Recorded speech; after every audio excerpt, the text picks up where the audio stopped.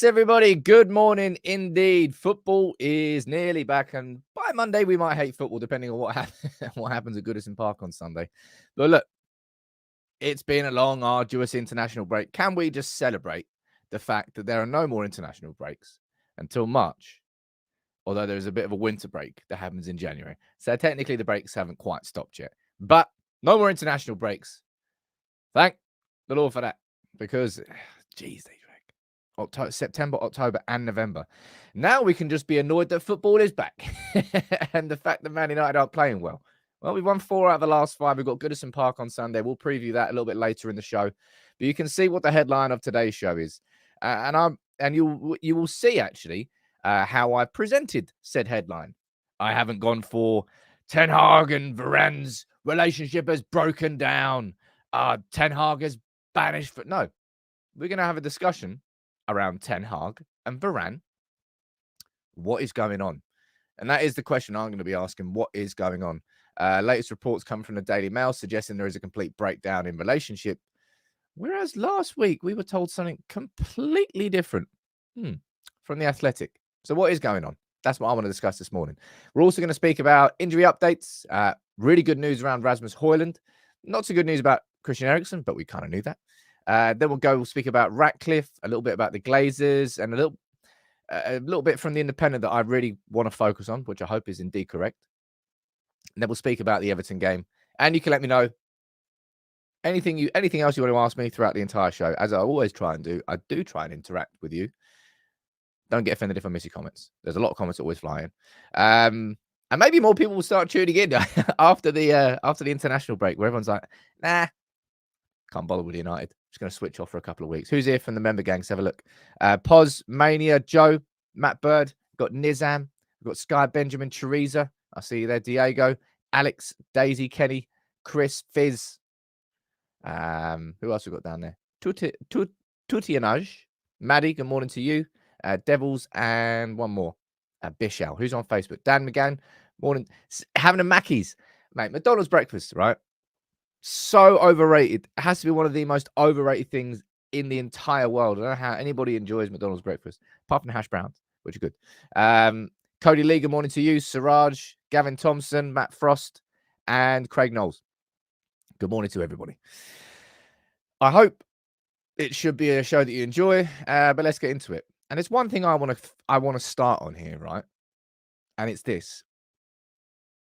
Yesterday in the comments, so many people were trying to get me to sort of speak about Manchester United getting banned from the Champions League because Jim Ratcliffe owns Nice, and there's an article on it.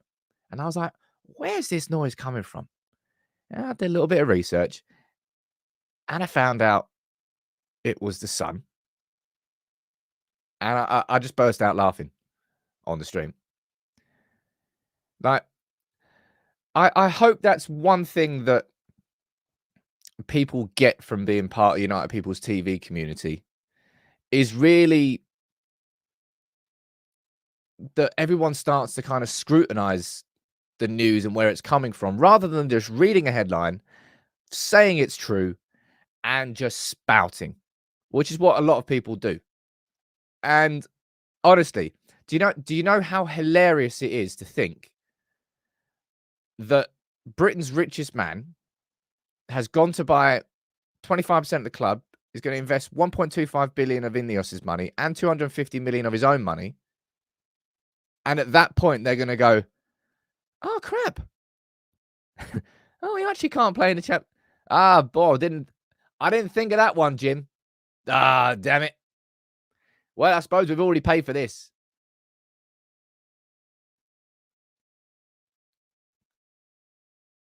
Come on. Like, just you're all clever people. Well, maybe not everybody. But just you have to be smarter with like the news that you just absorb instantly and go, oh, that's the truth. And the news that you would go, hold on. Like, why on earth would the Sun have gone there? They've looked into the legislation and they've picked out a little nugget and gone, you know what? That's strong enough for us to run with it. Common sense, Daisy, is what you're calling it down there. It's how fake news spreads. Because people just like, What do you mean, Ratcliffe? No. It's just I find it frustrating. But with I suppose how much news there is out there. Yeah. Have you seen even from that article yesterday? Is there anything from the Telegraph, from the Times, from the BBC, from the Athletic? No, it's just the Sun. Suspicious, you might say. Come on. That's all I'm encouraging, is everybody just to scrutinise. That's kind of all we do here on United People's TV. We take a look at all the headlines, all the stories, and we not cherry pick, but we scrutinise. That's what we do. Sounded like a hamster. My sister had a hamster once, little dwarf hamster. I think my dad didn't like it, and then it disappeared in between the floorboards, chewed all the wires. My dad had to rip the whole floor up. Dad, if you're watching, that was for you. He doesn't like dwarf hamsters anymore. All right. Shax, how you doing, man? What a ledge! It's Friday, right? Let's get vibey. It's been a drag. It's been a drag. Oh, you got a little double whack. More like a double tickle, actually. But let's actually move on to speak about some real stories, and going from the genuine hilarity that I saw yesterday, like people just spewing at the mouth, foaming at the mouth, sorry, at the idea that Man United are going to get banned in the Champions League unless we finish higher than Nice. It's just like, oh man, it just made me laugh. Anyway, let's go to move on to speak about some positive news. All right, Rasmus Hojlund.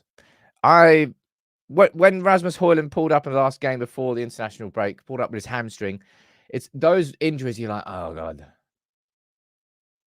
It wasn't as bad as like Mickey van der Ven running full pelt and then go like a ping. That happened to me once, not with my hamstring, with my Achilles. I remember I was training for a 10K swim, a 10K outdoor swim, because I like swimming. And I was doing loads and loads of. I was swimming probably somewhere between. I was swimming way too much, is my point. Somewhere between like 10 and 20 kilometers a week. I was doing some long pool swims, and I wasn't doing enough like running, because when you're in the pool, you're not using your ankles. So then when I was walking to the pool once, my Achilles just went boop. Sometimes they say you can feel it or you can hear it ping. My Achilles just went, and it was horrible. That's what kind of happened to Mickey van der Ven. A bit of a convoluted story, I know. But that's what happened to van der Ven. It didn't happen to Hojlund as such. He was just like, he was kind of pulling up, holding his hamstring, looked a little bit tight. And this is what Erik ten Hag said about both Christian Eriksen and Hojlund. He said Christian will take a little bit longer, but we already knew that. Rasmus Hojlund, it's not too bad. Everton will be a close finish, but we're working on that. We're not sure if he can make that, but hopefully in the next week, he will return to the squad. So Hojlund's injury isn't as bad as it could have been, which is really good news. I personally wouldn't use him in this game against Everton. I'm going to speak about the game later. I'm not looking forward to it. We'll preview the game later. But it sounds like Hojlund may well be fit for maybe on the bench against Galatasaray and then maybe starting away at Newcastle. Because, wow, man, if you're looking at 3 games in the space of a week for a player whose game style is based around energy, enthusiasm, a lot of running, and he's got a bit of a tight hamstring, and then you're going to play Everton at Goodison Park, Galatasaray away, and Newcastle away. James, you're down there saying this is the exact reason Ten Hag has been managing his game time for him. I don't know how many times I've spoken about this and how odd, just like straight up odd, it is to hear any United fan booing Hojlund being taken off. It's just like, I'm sorry. It's just, you're being stupid. You're not, you cannot see that Ten Hag is managing this kid's game time. And you think that Erik ten Hag is taking him off for tactical reasons. No, man. Every time Ten Hag has taken him off, he's basically one of our best players. Ten Hag would not want to take him off if he didn't have to. And the fact that Hojlund is there pulling up and holding his hamstring is indicative of the fact that he knows more than we do when it comes to game time, game management of players and individuals. That's what a coach is there for to do. So fingers crossed Hojlund is fit. And I'm telling you, like, people can boo all they want. I tell you what, people are going to get a lot more angry if Ten Hag just kept playing Hojlund for 90 minutes and all of a sudden his hamstring popped like Mickey van der Ven and we're out for 3 months. You know what would then happen?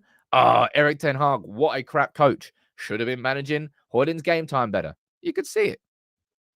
But that's just how people work.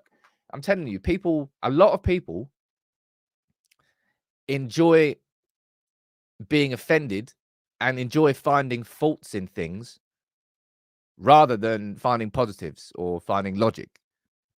A lot of people do. And it frustrates me. Off key saying he's still a 20-year-old kid. We can't rush him. Well, mate, we've got a 20-year-old kid leading the line at Manchester United. That should never happen. That should never happen. Damned if he does, damned if he doesn't, says Chris. Welcome to the job of Manchester United. Diego, G Sam, you're always optimistic. If the positive man himself is not confident for the Everton game, we are screwed. We'll speak about the Everton game later. I'm not saying that we can't get a result. I'm going in there like. But anyway, can we? Let's speak about the headline for today's show.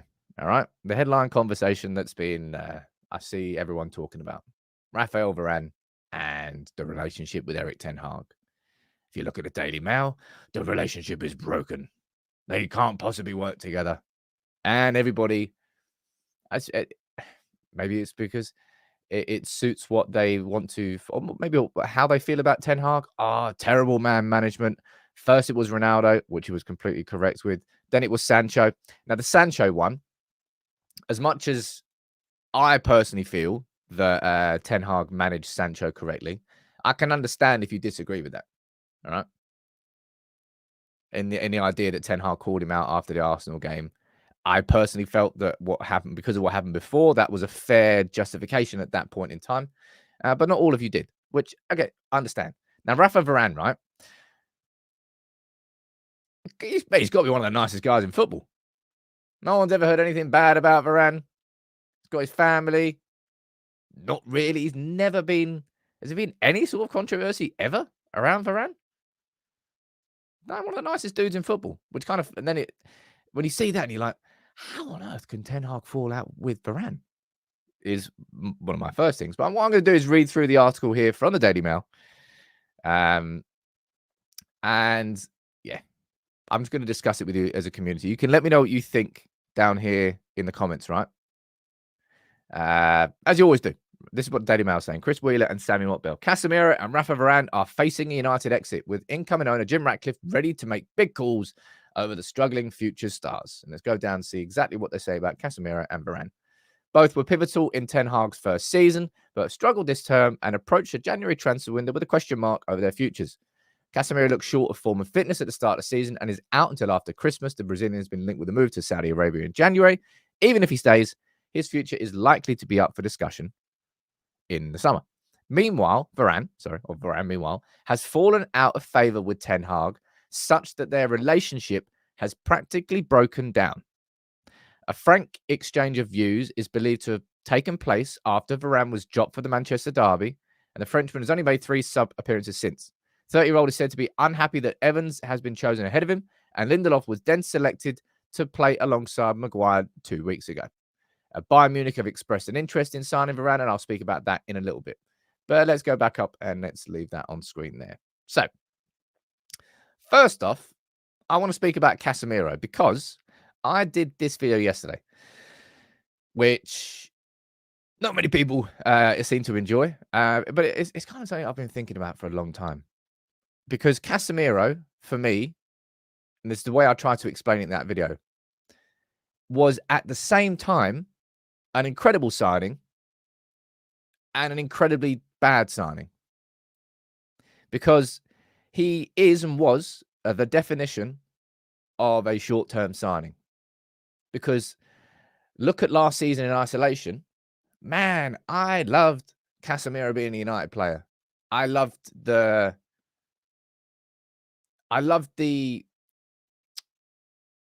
Hollywood aspect of it. I don't know whether to call it the Hollywood aspect of it, but it's like, my God, we've got Casemiro. I love this dude. So good at Real Madrid. And for his first season after, I think it was Everton away when he got that assist for Ronaldo and he grew into the team. My God, he was so good. one of the most influential players last season, but absolutely zero long-term vision, right? Zero long-term vision with Casemiro. And I'll be honest, not much long-term vision with Varane.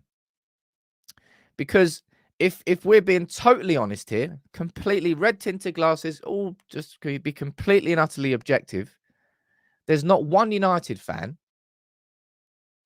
that could have said with any sort of confidence when we signed Varane and when we signed Casemiro that in 2 years' time, those players would have been just as good, if not better.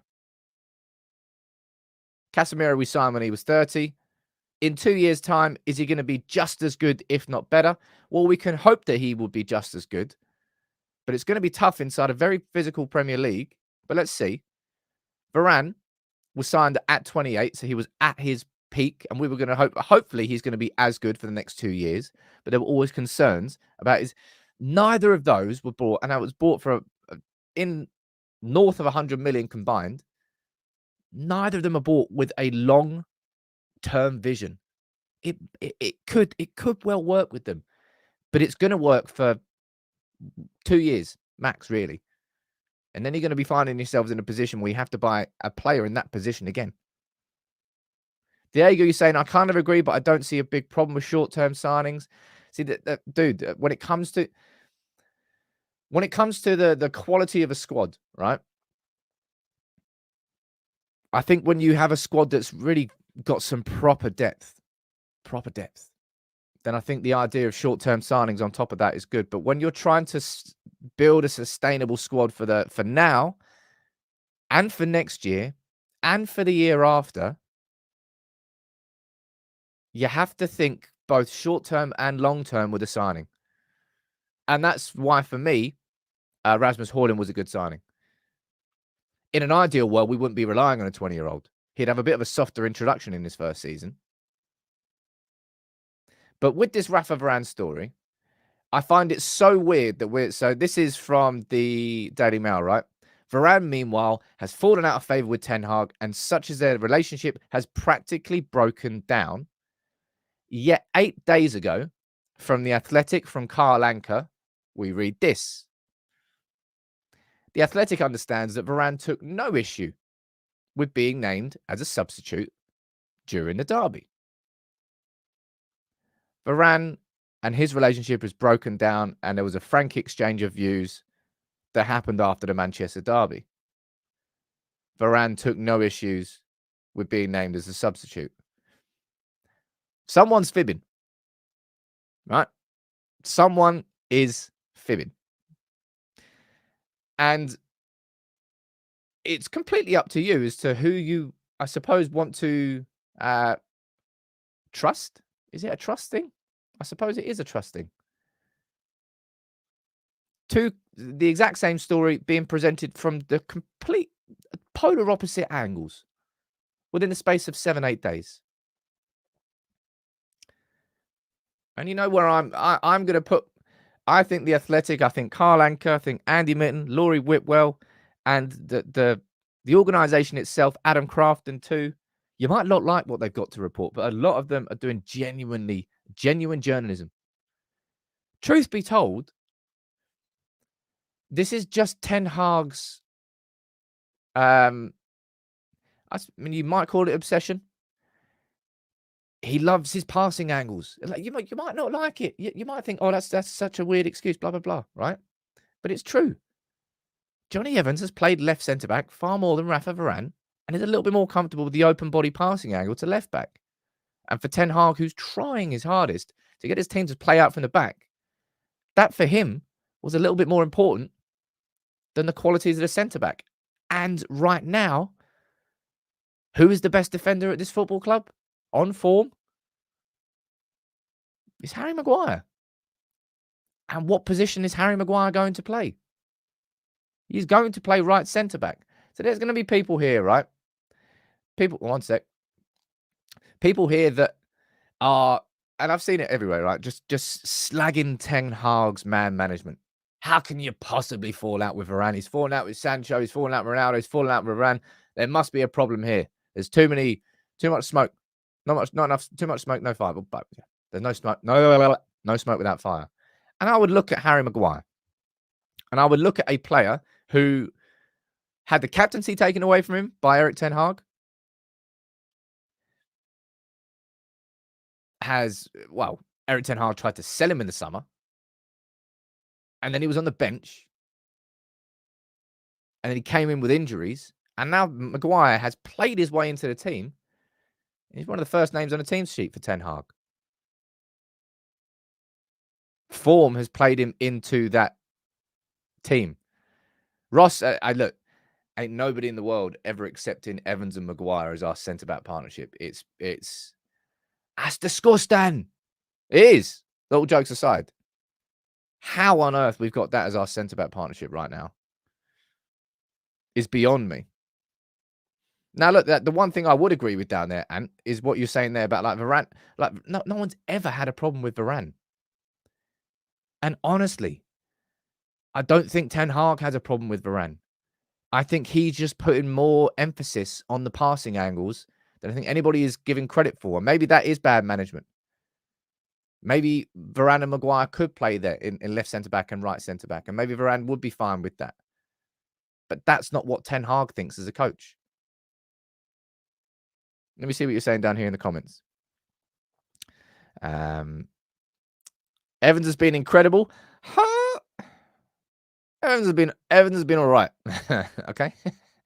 If Johnny Evans is the definition of incredible, then you need to rework your definitions.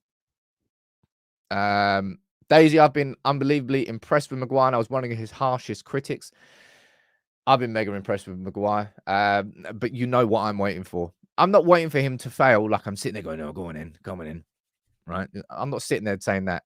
I'm waiting to see Harry Maguire, and Everton's going to be the prime example, right? Now I'll speak about the game in a little bit.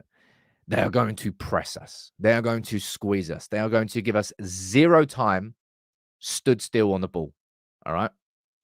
And in those environments and situations, that's where I've seen Maguire struggle previously. That was a Maguire who was low on confidence, though. So what I'm hoping is a Maguire that's surely got more confidence at this moment in time than he's had in the United shirts, probably from like Solskjaer days. Maybe he will be able to cope with that better. And I hope so. I would love nothing more than to make myself look like an idiot and pull up all my old videos on Maguire, and I'll do that myself. All right? I'm happy to call myself out because I gave him so much criticism from a professional perspective in terms of what I saw on the pitch and how he spoke off it. But if he wants to prove me wrong, please do. And so far he has. Jonathan saying pointing it out is fine, but the levels of abuse he's had, I like to think that I suppose because I've got the platform and people have watched the videos, people are going to consider that to be more than just pointing it out. So they're going to call what I've said abuse. It's just I've got the platform to do it. And I suppose that's the responsibilities and the risks you have with platforms like this. Phenom, you're saying you could argue Harry Maguire isn't a big name. No. In what way? I'm not really sure what that suggests. Maybe Varane for Champions League. You just go, look, dude, man. I personally think this has been not blown out of proportion, but people are seeing the angles on it that they want to see. You've got the Daily Mail saying that they've got a completely broken down relationship, and they had a really frank exchange of views after the derby. And then you've got the Athletic saying the complete and utter opposite. Like, he took no issue. I personally feel it's down to those passing angles, which, again, you can argue about whether you think that's the right or wrong thing to do, but you're not the coach of one of the biggest clubs in the world. All right. Ten Hag has certain principles, certain things that there have been sort of bent a little bit this season, but clearly he believes in that. But fingers crossed that shouldn't really be a problem anymore, because it should be Luke Shaw playing left centre back. Huh? And then it's just a straight conversation as to who plays at right centre back. And right now, on form, Varane does not get in that team ahead of Harry Maguire. And no one really has a conversation or an arguing point. And everybody says you have to play players on form. And if Luke Shaw is now going to be fit and is now going to play left centre back, then Rafa Varane on form is just on the bench. I do not think that Rafa Varane and Casemiro will be Manchester United players this time next year. That's my prediction. Well, I might be right, I might be wrong, but I think Manchester United will probably move both of them on. Not in a sort of like boot them out the door, but it's sort of like, thank you for what you've done, and you've really helped this club. But like last season, Varane and Casemiro were incredible. But are Varane and Casemiro going to be what got you here won't get you there? Sort of, that's kind of a mindset that I've always got. And Varane and Casemiro were incredible last season, but kicking on and looking at the next 3 years ahead, I don't think they're going to be part of it. Phenom, you're saying I'm suggesting that Ten Hag can't handle big names. I mean, this is part of the evolution and the jump from Ajax to Manchester United, right? At Ajax, you have the ability, well, you work with what you've got. And at Ajax, they didn't have huge budgets. Okay. And a lot of the time, it was about bringing through youngsters, blunting them into the team, X, Y, Z. You could argue Haller coming in. Haller, well, I suppose, was a bigger name. But again, this is going to be people seeing what they want to see. But the Athletic have reported, okay, reported there that he took no issue with it. The Daily Mail are saying the complete opposite. What is going on? It's just left up to fans to decide who they want to believe, because then it will attach onto opinions that they have. Because then you can always like cherry pick your evidence. Callum saying, look, is Fernandes not a big name? Is Onana not a big name? Rashford? I think Ten Hag's managed them well enough. Dude, when it comes to international breaks, you remember when we had Paul Pogba and the international break is just like, you're going, don't say anything, Paul. Don't say anything, Paul. Don't say it. You're like, oh, he's done it again. Just like it was either Paul Pogba or it was his agent, Mino Raiola, would pipe up with some sort of, oh, I don't know. Oh, you never know. Oh, you never know. You're like, oh, like again. That's just the international breaks. There's certain like guarantees you get. Certain guarantees you get when it comes to the press. And you're saying coaches have tactically figured Casemiro out? No, I think I've got a little clip I want to have. I want to show you from Ten Hag's interview with beIN Sports yesterday. And it's about the physicality of the Premier League. And it's just, even now, compared to where it was last season, it's on an upward trajectory. At the same time as Casemiro, simply because of age, is on a slightly different trajectory, and therefore the gaps are getting bigger between the two. It's just the truth. You might not like it, you might not want to hear it, but look, with Rafa Varane, again, when it comes to sort of these sort of situations, Rafa Varane, Varane and right, so Varane and Ten Hag are unhappy, right? So okay, right, so we link Varane to Bayern Munich, maybe. So Varane getting linked with a move to Bayern. Out of Varane and Casemiro, I think there's a possibility that Varane could leave in January. All right. There is a possibility, I think, that a decent enough offer comes in from Saudi Arabia or maybe from Bayern Munich. And Manchester United simply replace Varane. It'll be Varane out and it'll be Jean-Claire Todibo in. And that would be that will be a big upgrade for Manchester United's squad from a physicality perspective. Like the physicality requirements of players is just so much. And Varane's body, like we all had these concerns in the summer, right? We all had these concerns in the summer. And it's not a surprise to, oh, here we go again, sort of thing. Like last season, when Varane and Martinez, it's the best partnership that we've had at the back for a long old time. Was it going to be our partnership that we built a dynasty on, like Vidic and Rio? No, it wasn't. It was going to last for a couple of years at max before we needed to find a new right centre-back partner. I don't think Casemiro is going anywhere in January, by the way. I think there's going to be people talking about that. I don't think Casemiro goes anywhere. And fingers crossed, Casemiro comes back in the second half of the season and we find a way to use him correctly. And it isn't as the isolated number 6 with 2 aggressive number 8s. It's probably with a partner.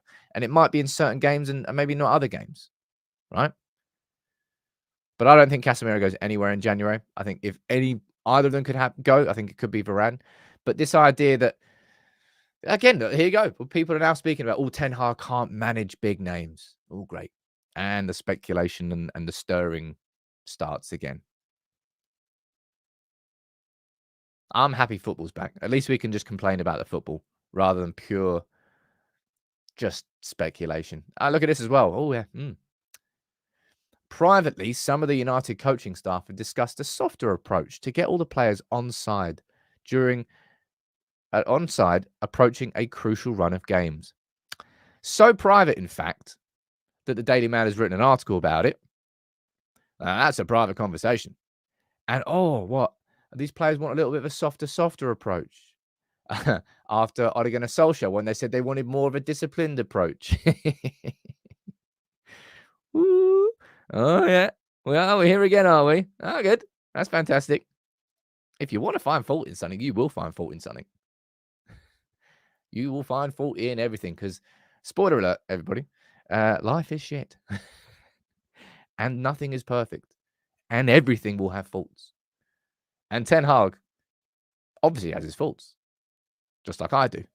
All right. That just cracked me up. It's just privately, some of the United coaching staff have discussed a softer approach. So privately that Chris Wheeler and Sammy Mockbell have written an article about it. But let's find out what goes on. I suppose, look, proof's in the pudding and proof's in the football when we see it coming up now. And you know what I said yesterday about I said, look, man, like finally we got some positive news. Like we've got Luke Shaw coming back from injury. We've got Onana looks like he's going to be completely fit for the game against Everton, which I think will be important. You've got Martinez back on the grass at Carrington, not training properly on the individual program, but good. That's him stepping up. I'm there going, right, okay, what are the injury gods going to do to us then? And then yesterday we saw, what was it, Facundo Pellistri, maybe, I think he pulled up with he got injured during the international break. I thought, there it is. Little did I know that it wasn't just the injury gods that were coming. Again, I'm laughing, but it's not particularly funny. Aaron Wan-Bissaka has been approached by the Democratic Republic of Congo to play at AFCON. AFCON? I was about to say AFCON. And he's considering it. He's considering turning his back on England and going and representing DR Congo. First thing I would say is let's not be surprised the fact that Wan-Bissaka is considering turning his back on England. Even when he was like absolutely at his peak, he always got overlooked because England have just got, we've got Kyle Walker there. You've got Trent. You've got a ridiculous amount of right backs, and Gareth Southgate, well, he's just obviously not going to use Wan-Bissaka. So if he wants to play international football, maybe that's it. So there is a possibility that Aaron Wan-Bissaka is going to be going to AFCON, and so is Amrabat, and so is Onana. Maybe the Onana one, there's still question marks on. There's question marks around Wan-Bissaka, but yeah, we might well be losing him. Livramento will be fit, mate. Livramento, man. Again, if you looking at like vision and all that stuff, that was a class signing by Newcastle. That really was like proper jump. Now he's a proper athlete at right back. Man, he's good. Looks really cool. Let's go down here. What else is he saying down in the comment? Nothing really. Anybody's got any questions? Fire them in. You know what the drill is. It's Friday. There's something I want to pull up here from The Independent from Miguel Delaney on the Takeover, and there's one particular line in this that I want to sort of focus on.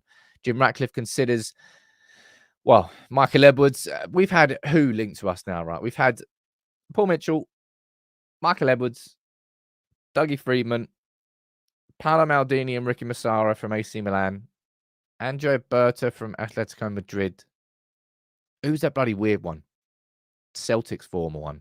Can't remember the name anymore. I think he's Atalanta's technical director now. Begins with L. It's like a really crap pub quiz, this. Anyway, Michael Edwards has been added to the list as well. So I mean, God knows how many sporting directors we're going to get linked with. We are just getting linked with so many. All right. But there's one point down here that I want to speak about. Okay. When it comes to the structure with Jim Ratcliffe and the Glazers, all right, this is big.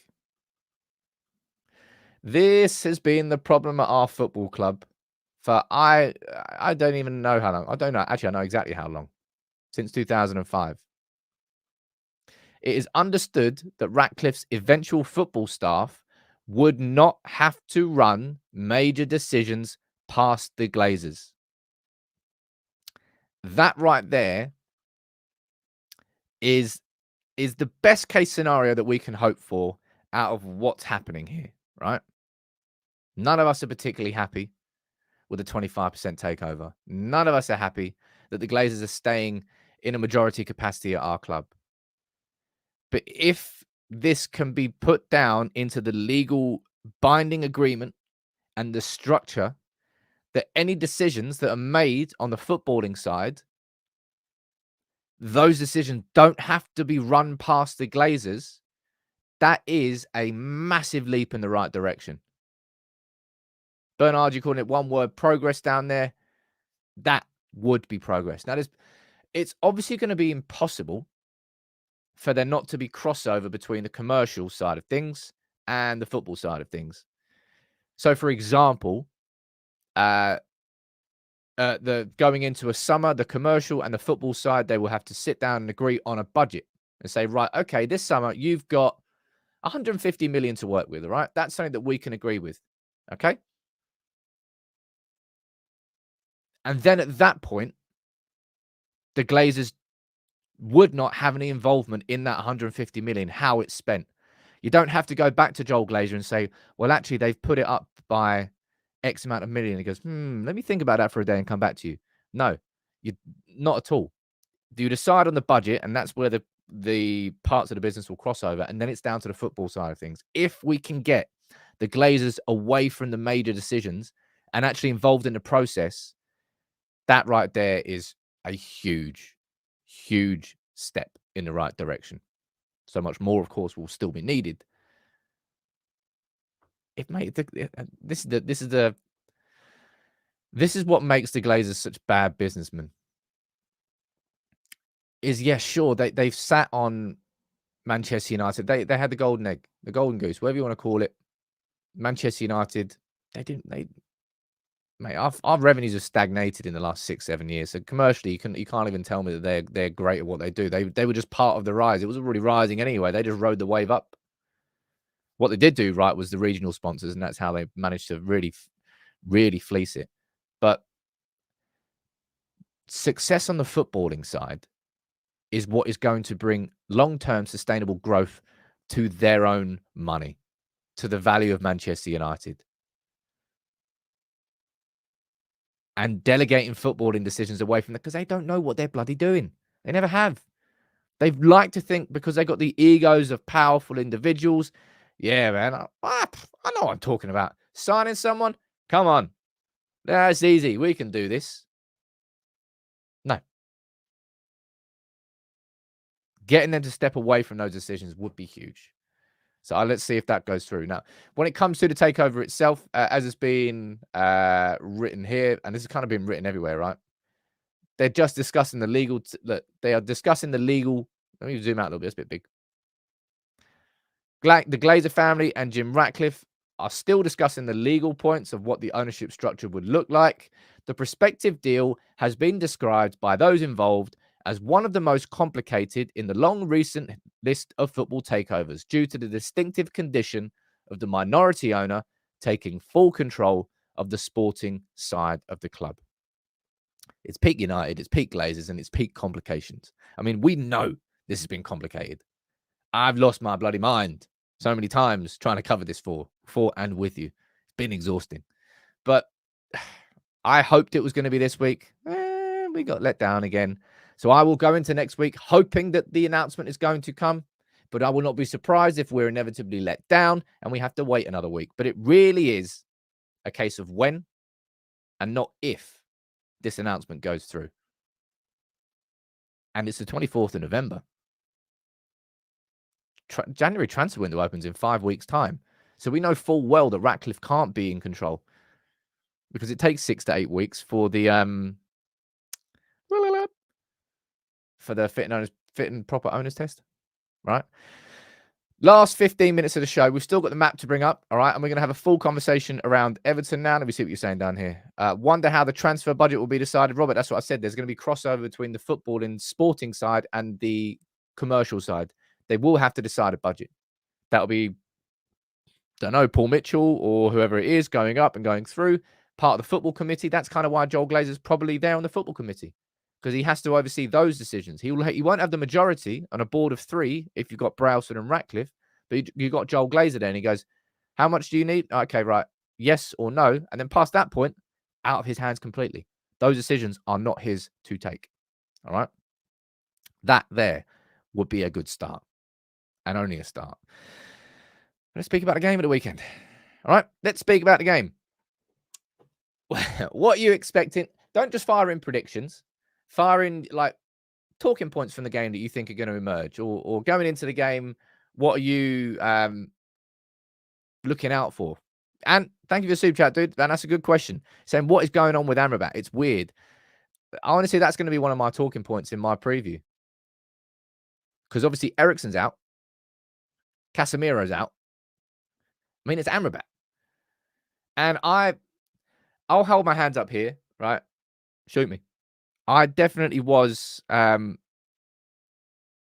was overexcited when I said he could be transformational. I think I stand by what I said about Onana. The reason I said about Amrabat being transformational was because of that profile of player. If that profile of player comes into this team at an elite level, that player will be transformational for Manchester United. I just I was over optimistic that Amrabat could be that guy immediately. But why he's not playing at all is a bit strange. I think it's because Ten Hag felt like we finally got a little bit of rhythm together, and it was with Eriksen and McTominay in midfield. He goes, well, I'm not going to break that up. Because you know what Ten Hag's like. When it works, it works. And he keeps doing it. Let me see what you're saying in the comments. Mr. Anderson is saying it's going to be a tough one. It's going to be... yeah, it's just like... timing-wise, absolutely to perfection. Man United are always slow coming out of an international break. Everton were in good form anyway. 3 wins and a draw in the last 4. And then they got a 10-point deduction. Goodison Park is going to be, a sort of... I always talk about United against the world mentality. And why and how that was always one of United's strengths under Fergie. Because he managed to he built that mentality. It is going to be a proper Everton against the world mentality. The fans are going to be up for it. The players are going to be up for it. And Sean Dyche in those situations is kind of the perfect manager to have. So it is not going to be an easy game. That is a really tight pitch anyway. So anything that's being spewed from anything that's been shouted from the stands, players are going to be right next to it. Everton are going to be and that has to worry you. I mean, if it doesn't worry you, then you haven't been watching United. In those sort of pressure boiler environments, we've typically crumbled. A good thing of what I would say is Arsenal away early this season. Problem is we had different players available then. We played really quite well in a very hostile, in a hostile atmosphere. And we were millimeters away from getting a 2-1 win. But this one feels a little bit different. This is going into a scrap, because that's what it is. When you're down in relegation, it's a straight up dogfight. And there's one thing I want to run through here. This is a little clip from Ten Hag's interview with beIN Sports. I might get shut down for copyright. I'm going to try it anyway. I wanted to run through it because this is Ten Hag. He was asked about like, why do you think that you're getting more injuries? And this is what you said about how the football in the Premier League is changing and getting harder.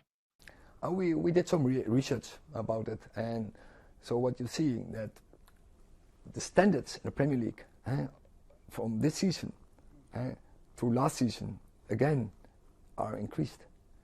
And quality of the football. I would not say the quality, but the winning stats. Like the intensity. The intensity and the volume, it increased. So it's every time. It's like it's survival of the fittest, and so that's a big factor in English football. And I don't want to ignore the others who has an impact on the game, like tactics. Definitely not. Mentally, always huge. In the end, it will win you games. But the foundation is always winning. When you can't run individual or as a team, you can't win games in the Premier League. I thought that quote was pretty telling of quite a lot of our problems that have existed over the last few years, right? You know, not being able to run as individuals, not being able to run as a team, survival of the fittest. That's what the Premier League is now. Like, I know we can talk about tactics and we can talk about that when you strip it down to the basics, and unless you've got those bang on, it's kind of a little bit of a moot point talking about playing out from the back with the ball or quality of clinical finishing. And that game on Sunday, it is not going to be about playing out from the back with the ball. It is not going to be It is not going to be about the passing triangles. It is not going to be about tactics. It is going to be, he called it the survival of the fittest. That is what Sunday is. And that's those games in particular are where this United team has just never been. Well, man, we haven't been like that for years. I've got this man on the wall here right now because we need 11 Roy Keanes this week. Like, think about the games we've got this week, right? We've got Goodison Park for Everton's first game after they were deducted 10 points. It's going to be a cauldron. Galatasaray on Wednesday. Wednesday. I think it's Wednesday. Might be Tuesday. Sod knows. I think it's Wednesday. In a must-win Champions League game, we've got to go back to hell. And then we go to Newcastle on Saturday night at 8 p.m. You are looking at three, like proper survival of the fittest games. Yeah, it's going to be like, I'm nervous. I'm nervous about it. And you're saying, Sam, playing devil's advocate, hasn't Ten Hag had 18 months to address this? Yeah, he's tried to, but instead it's had the adverse effect because of how much football there has been. And I question whether I have reservations as to whether that intense high press has sustainability in the Premier League, given how intense the rest of the game has got. I think that was a confusing thing I've just said there, but it worked for Klopp for a good few years, right? Heavy metal football. Pep Guardiola, he was more about the tiki-taka, but he's just gone pure power and physicality, and like athletes everywhere, ball winners, duel winners, ball carriers. That's the kind of the way that the football's gone in the Premier League. And the high press hasn't, I mean, it worked for us at the start of the season. We were winning the ball, but we weren't finishing the chances that we created. There's a lot of requirements on it from a physical perspective. And Ten Hag, look, as you all well know, Ten Hag doesn't particularly rotate. But at the same time as that, and this should not be his responsibility, but it has been his responsibility, and we have failed, in part anyway, in the transfer window as a consequence, because he's had way too much involvement in transfers. I'm telling you, Casemiro was such a horrible signing from a long-term vision perspective. Because if you've got the research and the data, Manchester United would have easily been able to say before we signed Casemiro, he goes, hold on, but the Premier League is, and the elite teams and what they and how they're playing, we've got all the data to support this. we can see probably that in a year, 2 years' time, that Casemiro and maybe him being on the downturn is probably going to be really exposed as the Premier League gets more and more intense. You can see City switching towards a team that has more ball carriers. We can see Liverpool have done that as well. Like research, like clear club research would easily have identified that Casemiro would have struggled in a year or two's time. Easily. Same goes for Raphael Varane. But United can't do that. United can't do that. Jonathan, you saying the research and data got us Amrabat? No, it didn't, dude. Him being available on loan got us Amrabat. And in that sphere of who can we get for A, cheap, B, free, maybe on loan, Amrabat was top of said pile. That's the reason we got Amrabat. Because in the circumstances, he was the best available option. Not the best option for the long-term vision of our football club, but we're skint. Who can we get for basically free? We got Amrabat as a first choice. Now we got Amrabat on deadline day.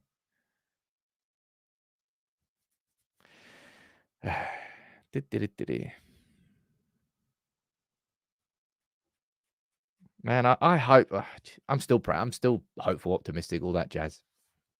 That at some point, we're going to get that 10 out of 10. I remember during this summer, what was it? I think it was in going into when we thought Maguire was leaving. And I was like, honestly, it feels like this summer's going to be like a 9 or a 10 out of 10. That's the way it felt like it was going. And then Maguire didn't leave, and then McTominay didn't leave, and then we didn't have any money, and then it just all got a bit weird from that point. All got a bit weird. What's your predictions for this weekend? Right, I'll get your predictions in, then we'll get the map up. Well, I won't forget the map. Don't worry about that. I think I'm going to start doing. By the way, a nice little surprise here. Well, I hope it's a nice surprise. I think I'm going to start doing live shows on Saturday mornings. So I'm going to do one tomorrow and I'll see what goes on. But I think I'd like to start doing them on Saturday mornings because I really, really enjoy doing these live shows. I think a live show on a Saturday is probably a little bit better than a pre-recorded video. That's kind of what I feel. So I think that's what I might start doing. Let me see what your predictions are.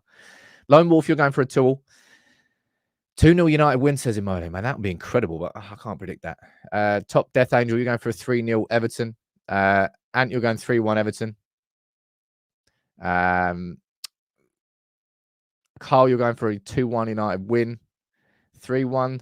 2-1 to Everton, says Stephen. 3-2 scoring at the Fergie time winner. Well, we've got 4 points in our last...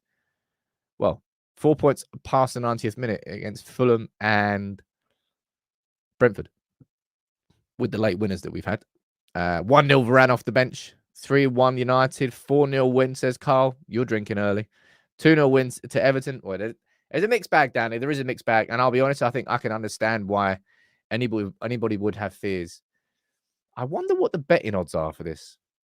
Just out of curiosity, I might pop that up and see what the betting odds are saying. I wouldn't be surprised if... Would Everton be down as favourites? I think they probably will be favourites. As far as about, I'm just going to have a quick look. Where's Premier League? Where's the Premier League? Where's the Premier League? Premier League. Everton, Man United. Right, so you got Everton are 17-10, a draw is 12-5, and United are 31-20. So we're just favourites? I think we are just favourites. That's a surprise. I'll leave my prediction for the starting 11 video, which is going to go out. I'm going to wait for Ten Hag's press conference. Then I'm going to pull up all everything that he says at the start of that video, and then I'm going to run through my team and then my prediction. But football's back, and this week is going to be a proper acid test for this man's team. All right. We've all got major concerns, and I think they're completely fair concerns as well, around the mentality of this team and the cojones. Goodison Park, whatever Galatasaray Stadium's called, Ataturk Stadium. That is. I just made that up.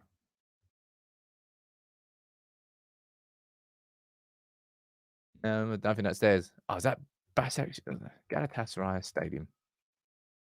It's called Rams Park. Ooh. Isn't that exciting? Big up to everyone who's going to that, by the way.